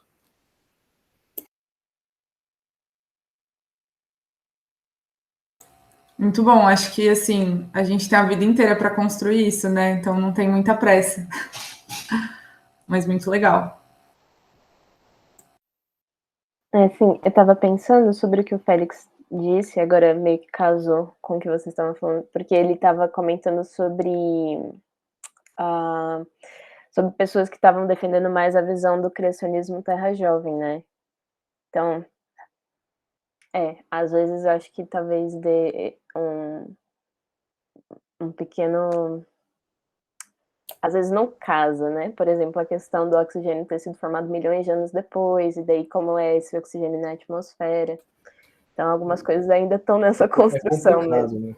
Quando se trata de origem da vida mesmo, é um assunto bem difícil, pelo menos para mim, porque, querendo ou não, de uma forma ou de outra, você vai ter que passar por alguma suposição, vai entrar em conflito, tem coisa que ainda está um pouco obscura, que o ser humano ainda está se desenvolvendo, que a química e a física talvez um dia chegam a respostas, mas uma vez que é uma singularidade, né, é complicado um pouco de se trabalhar com isso, que você não pode levar para o laboratório e recriar, não existe registros, né, num período que uma vez que não tinha nem vida. Então, ainda é um assunto que tem muito a se desenvolver, mas eu, propriamente, não faço mais uma leitura de Gênesis do aspecto literal, né? Eu acredito que existe sim a conciliação, e é uma discussão que ainda vai se arrastar por longos e longos anos ainda. Mas, pelo menos para mim, ao meu ver, complementando o que a Ana Beatriz falou, realmente eu acho que tem sim conciliação, né? Você não precisa excluir um ou outro. Legal. Gente, alguém tem alguma pergunta ainda dentro desse assunto? Porque eu queria talvez propor uma mudança, mas seria uma mudança meio radical, assim, então. Eu só queria agradecer ao Alden pela apresentação, pela discussão também aqui, gente, tá? Eu gostei muito desses 3 últimos capítulos também. Foi muito interessante, a apresentação também foi excelente, muito boa mesmo. Anotei aqui um monte de coisas também. No livro eu já tinha anotado também algumas coisas, porque eu gostei. O McGrath, ele apresenta vários conceitos técnicos, né, que você olha e tem que ler 3 vezes para conseguir entender um pouco. Mas depois da apresentação também tudo ficou mais claro. E era só isso mesmo, agradecer e falar que foram capítulos muito bons no meu ponto de vista aqui para a gente conversar. E vai lá que agora eu tô curioso com essa nova proposta aí, Bia. Tá bem. Eu vou juntar várias coisas, na verdade. Pode falar, Má, pode falar. É que era só sobre o mesmo assunto, aí antes de você mudar. É que eu acho que isso que a gente está falando cai diretamente no que ele falou antes sobre a inferência e a melhor explicação de como a ciência funciona. E, assim, pelo que eu entendi, eu achei que ele debateu muito bem isso, mostrando, assim, como a gente não afirma categoricamente tal experimento provou que, então essa é a verdade última. Não. A gente tem várias explicações e a gente elege qual explica melhor os fenômenos, quantos fenômenos essas explicações conseguem explicar. Então, eu achei que ele debateu isso muito bem. E aí, que acontece? Quando a gente pensa na ciência desse modo, a gente entende que, por enquanto, uma certa explicação de origem da vida e de evolução da vida é a melhor. E, por enquanto, é essa que a gente tem. E aí, isso se torna um paradigma no meio científico. E aí, tipo, qualquer coisa que você for explicar, você vai ter que evocar algumas noções desse paradigma, porque ele ajuda a construir o restante da ciência, né? Então, por isso que, tipo, uma coisa implica muito a outra. Então, se você entende que a Terra tem, tipo, 6.000 anos, acho que é essa a ideia, né, do Terra Jovem. Se você entende que tem mais ou menos 6.000 anos, você não só está lidando com a teoria da evolução, darwinista e tal, você está rejeitando um outro grande espectro de explicações científicas para muitas outras coisas, porque é a melhor explicação que a gente tem até agora. E eu acho que ele mostrou bem esse debate, sabe? Não, teve uma explicação X, aí depois surgiu a explicação Y, que era um pouco melhor, aí depois outra, aí ele vai debatendo isso, assim. Isso tira muito aquela ideia de, uma prova, e é isso, e pronto, acabou, nunca mais vai ser outra coisa. Então, acho que ele foi bem sincero, assim, nesse sentido, eu achei bem legal. E é isso, por isso que isso tem implicações no debate teológico. Mas é só isso mesmo. Em relação mesmo, pelo menos ao meu ver, se tratando desse período que muita gente defende, de 6.000 anos, eu acho que em algum momento, inclusive, começa a ter conflito propriamente teológico, né? Que uma vez que o próprio Gênesis não menciona quantos anos que aconteceu, né? O que se tem um estudo para tentar traçar a idade da criação é relacionado àquelas regressão genealógica, né? Que é relatado em Gênesis. Então, enfim, ainda também, eu acho que em algum momento ali da própria teologia começa meio que conflitar, aí quando se adere a esse tipo de pensamento. Além disso, você vai ter que simplesmente renegar, igual você falou, Marília, muitos outros pontos do próprio conhecimento hoje já pré-estabelecidos. Né? E só comentar dentro dessa questão do próprio Gênesis, é que é a linhagem regressa, né? A partir de que Adão e Eva saem do Éden. Só que em nenhum momento... Você pode até ignorar, tipo, 7 dias, questão literal. Mas, tipo, quanto tempo passou dentro do Éden? Esse é o grande X. Quanto tempo desde a criação de Adão até a criação de Eva se passa? Ignorando, assim, o que a gente viu lá do alto, pegando uma questão mais literal, né? Quanto tempo se passa dentro disso? Então, é o grande escopo. Tipo, você pode defender uma coisa e ignorar a Terra Jovem, porque não é batido dentro da literatura do Éden quanto tempo se passa lá dentro. Então... Eu queria só... né? Eu acho que a gente teve uma discussão aqui na igreja sobre essa questão. Acho que vocês já estudaram, né, o livro das 4 visões lá também, né? Sobre criação, a gente estudou o livro aqui. E assim, pensando do lado da física, é impossível a Terra ter 6.000 anos, né? Você captar a luz que vem, por exemplo, de uma estrela que está a 2 milhões de anos-luz, por definição, você está dizendo que essa estrela, essa luz demorou 2 milhões de anos para chegar até aqui. Isso é calculado, isso não é fictício, é um cálculo que é feito e assim, é muito bem aceito cientificamente. Então, olhando cientificamente, é difícil você aceitar uma criação absoluta a 6 ou a 10 mil anos que seja. Né? Um pouco de informação com relação a isso.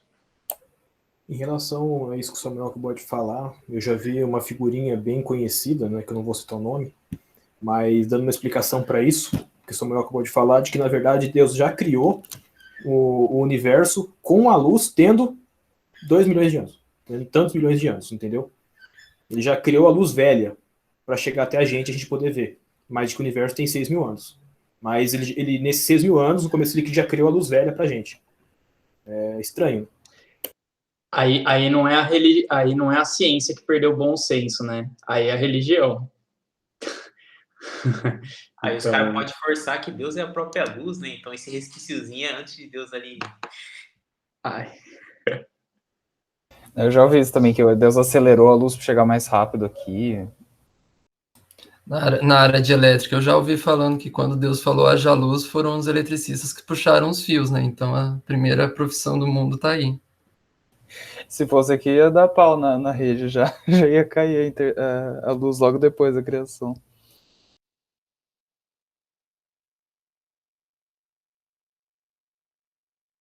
Muito bom, galera. Então, eu ainda tô com a vontade da transição, mas queria saber se ninguém tem um comentário ainda dentro desse escopo. Nope. Tá.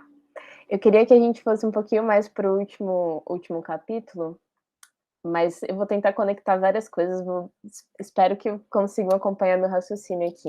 O último capítulo que a gente falou foi sobre a água, né? Todas essas propriedades incríveis.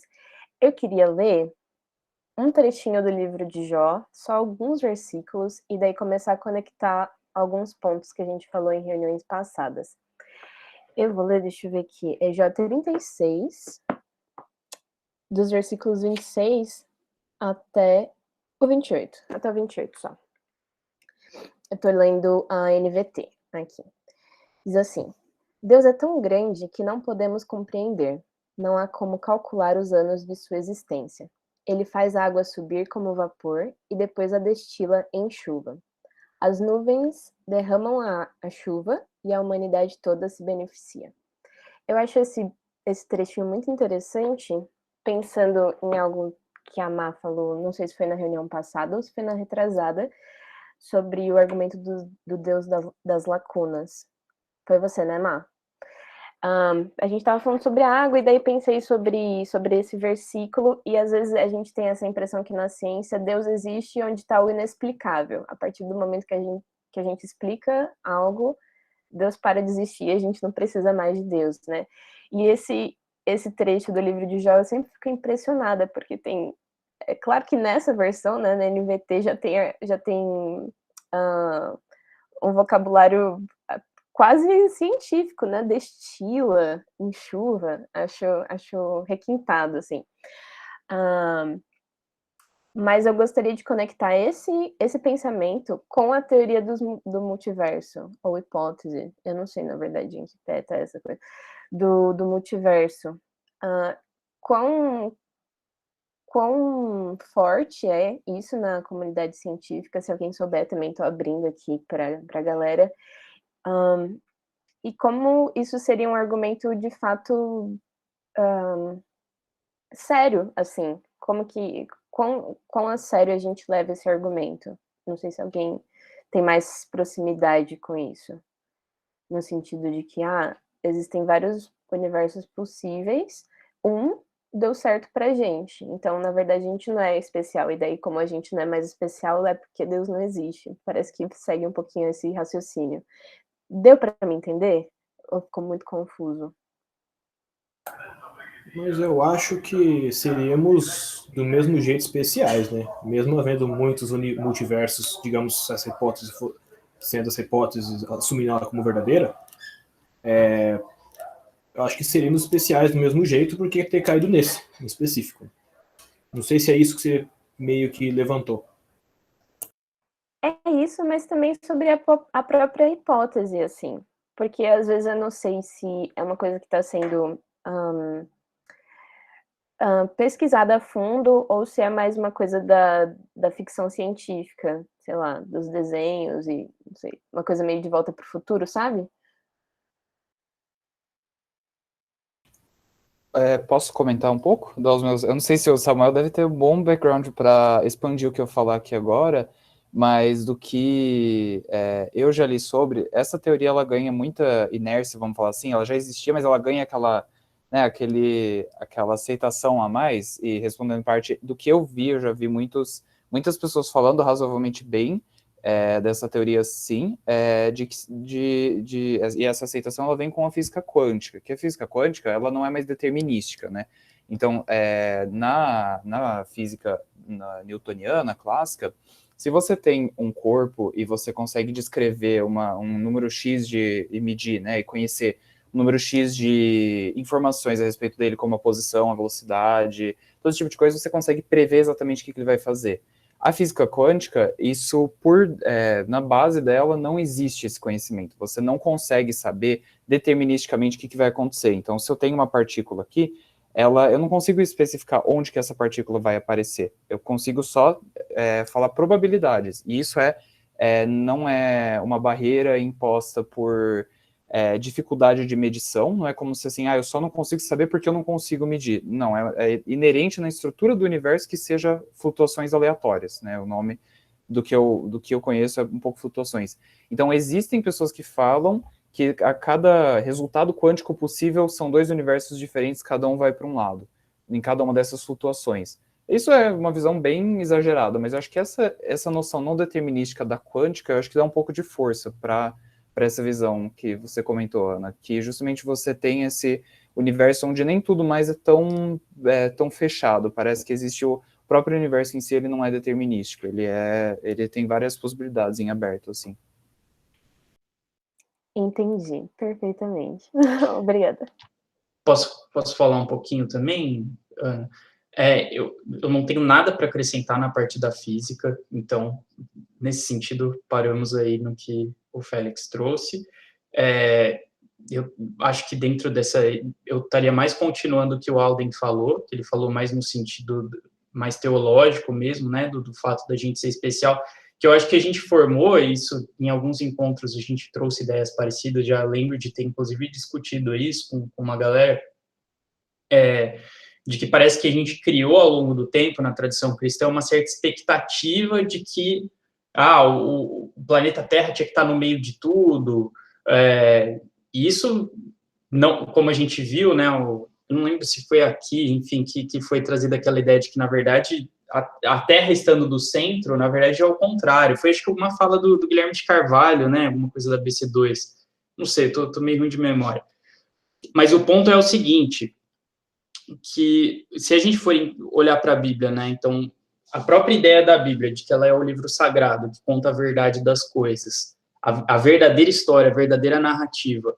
Se a gente pensar em termos da história que a gente conta, a história das civilizações, a história do mundo, das coisas importantes. Perfeito, seminário ABC2 Campinas. Gente, quando tiver o próximo, participem, fazendo um merchan já. Mas o que eu ia falar é assim, dentro da história das civilizações, que a gente estuda lá desde pequenininho, desde o ensino fundamental um pouco, depois no ensino médio e tal, os judeus, o povo de Israel, ele é absolutamente desimportante para isso, para o desenrolar dos grandes acontecimentos, essa história das grandes narrativas, dos grandes feitos, dos heróis, dos grandes líderes, dos grandes reis, dos grandes dominadores, que a gente tem até hoje, né, com o capitalismo que tem o seu centro financeiro agora meio mais mundial, mas ainda tem um centro lá nos Estados Unidos, agora está indo para a China, então tem todas essas coisas. O povo de Israel está completamente fora dessa história. Se você for pensar na história da cultura, o cristianismo ele só vai ser importante na Idade Média e depois, a partir do Renascimento, ele vai ser descartado, ele vai sendo descartado, né, progressivamente. O que eu estou querendo dizer é que, assim, por que a gente toma como escritura, como verdadeira história, verdadeira narrativa, um livro que foi escrito por um povo totalmente desimportante? E é interessante que o próprio livro conta isso, né? Que Deus ele não foi lá na terra de Ur e chamou um grande dominador e aí ele conquistou o mundo com o seu reino. Não, ele chamou Abraão, tirou Abraão de lá e o cara ficou vagando. Mais tarde, em Moisés, né, ele chama os escravos do Egito. O Egito era o grande centro, era aquilo que estava no meio, que seria assim, o centro, a grande cidade da qual tudo girava em torno, Babilônia, Egito. E ele chama os escravos e faz o seu povo. Mais tarde, aí agora nosso Senhor Jesus, quando ele vai chamar o seu reino e instaurar a sua ordem, ele não chama os grandes, ele não vai lá e converte Pilatos, converte César, ele chama uns pescadores, entendeu? E ainda chama um que trai ele. Do ponto de vista empreendedor, né, assim, essa coisa de vamos fazer aí o Dream Team, né, a equipe dos sonhos. Quem que é a equipe dos sonhos de Jesus? É uns pescador, é um analfabeto, um deles trai, entendeu? Jesus já sabia. Então, o que eu estou querendo dizer? Que que Jesus, assim, se a gente for entender o reino de Deus como Deus quer, não como a gente gostaria que fosse, mas como Deus faz ser, parece que ele sempre trabalha com essa coisa da margem, com essa coisa daquilo que é pequeno, daquilo que não importa, daquilo que não interessa, sabe? Então, pensando nesse nível mais cósmico, pô, tem um monte de universos, mas aí ele escolheu o nosso. E dentro do nosso universo, a gente sabe que a gente está na periferia da periferia, né? Que a gente não é nada dentro desse universo. Mas é assim que Deus faz. E glória a Deus, sabe? Então, acho que só acrescentando no que o Alden falou, eu acho que decorre muito já do que ele disse, eu acho que o fato da gente ser especial não é o fato de que a gente é especial porque a gente está no meio, ou porque a gente é importante de alguma forma, mas é porque Deus olha para a gente e ele dá essa importância para a gente. Faz sentido? Totalmente, totalmente. Não, tô sempre feliz que os comentários ficam gravados, né? Tô tipo amando aqui. Muito bom. Na verdade, foi muito além da discussão, mas foi ótimo. Incrível. Tipo, por que não? Entendeu? Por que não? Uns caras que veio do macaco, tipo, entendeu? Uma coisa completamente esdrúxula, porque eu acho que é isso mesmo. Eu acho que Deus faz escolhas absolutamente esdrúxulas. Se Jesus é Deus, né? E a gente crê que é, que a gente é cristão, então Deus, ele é isso, ele escolhe 12, sei lá, ele escolhe um pecador, um publicano, desculpa, né, todos são pecadores ali, um publicano, 4 pescador, um revolucionário arrependido, sabe? Sim. Esse é o Dream Team. Não sei em qual dos capítulos agora, mas em um desses que ele apresenta vários argumentos, digamos, contrários ao ajuste. Não tem ajuste coisa nenhuma, foi só contingências. Parece que é muito assim, do tipo, poderia ser qualquer coisa, então por que você é especial? Se você não é especial, então não tem por que crer na existência de um Deus, porque você é só mais um. Parece que os argumentos às vezes vão um pouquinho nesse caminho, inclusive aqueles do... Ai, puxa vida, eu até anotei uma coisa.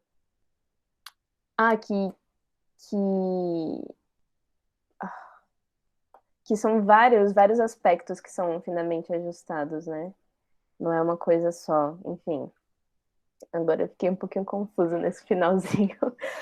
Mas tudo bem, galera. Gente, são 10 para meio-dia. Queria perguntar se alguém tem mais comentários, talvez uma coisinha que deixou passar, mas que gostaria de trazer para a gente aproveitar nosso tempinho.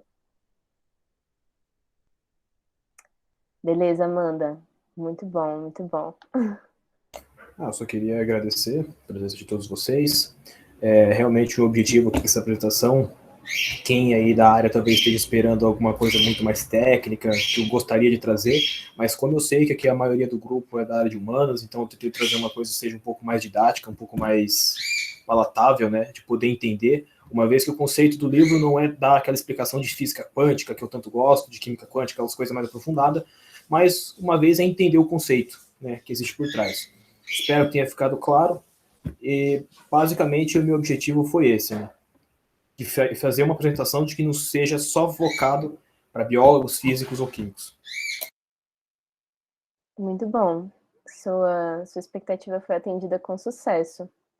Gostaria, então, de convidar todo mundo que puder abrir a câmera para a gente tirar um print para lembrar dessa reunião. Matheus, é você que tira o print? Tiro sim, mas se alguém mais puder tirar também só para garantir, mas eu tiro o print sim e já aviso se ficou bom. Beleza, eu vou tentar tirar então também, mas então você tira primeiro, daí eu vou no segundo, tá? Pode deixar. Tudo certo, então.